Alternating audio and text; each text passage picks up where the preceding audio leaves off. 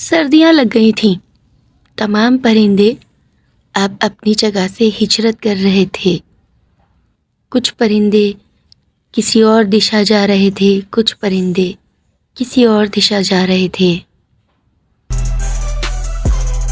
میں کتنی عجیب و غریب جگہ پہنچ گئی تھی، اور جب میں وہاں سے آئی تو میرا حلیہ ہی بدل گیا. مجھے تو میرے بچے بھی نہیں پہچان رہے. کون سی جادوئی جگہ تھی وہ جس نے میرا رنگ، میری آواز سب بدل دی. کیا ہوگا اب؟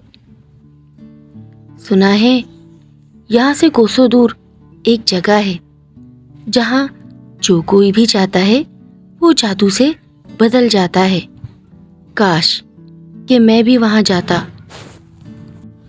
ہائے رے میری قسمت، میں بھی انسان بننا چاہتا ہوں، 2 پیروں والا، اور پوری دنیا گھومنا چاہتا ہوں. ارے درخت راجا، تم کیوں پریشان ہوتے ہو؟ میں جاؤں گا ادھر. مجھے معلوم ہے وہ کوسوں دور پہاڑوں کے پیچھے جو جگہ ہے، اور اس گفا کو میں جانتا ہوں. میں جا کر تمہاری وہاں اچھا مانگوں گا، اور تو کیوں فکر کرتا ہے؟ تو بھی انسان بن جائے گا. الو جو یہ بات سن رہا تھا وہ بھی بادل کے ساتھ ہو لیا، اور اڑتے اڑتے اسے کئی مہینے بیت گئے. الو کے اڑ جانے کے بعد بادل اور درخت نے خوب کہہ لگایا کہ کیسا بے وقوف ہے، ہمیں چھوڑ کے چلا گیا. ہم تو صرف اسے بھگانے کی ایک تدبیر کر رہے تھے. بھلا پیڑ پکشی بھی اپنا روپ بدل سکتے ہیں کیا؟ میری تدبیر کام ہوئی. اب مجھے الو کی بکواس آواز سننی نہیں پڑے گی. بادل بھی خوب قہقہ لگا رہا تھا. واہ رے بے وقوف الو، تجھے کیسا ہم نے پاگل بنا کے اڑایا.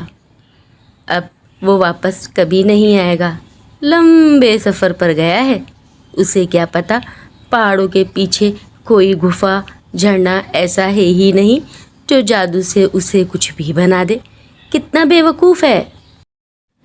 پورے 3 مہینے ہو گئے مجھے یہاں وہاں بھٹکتے.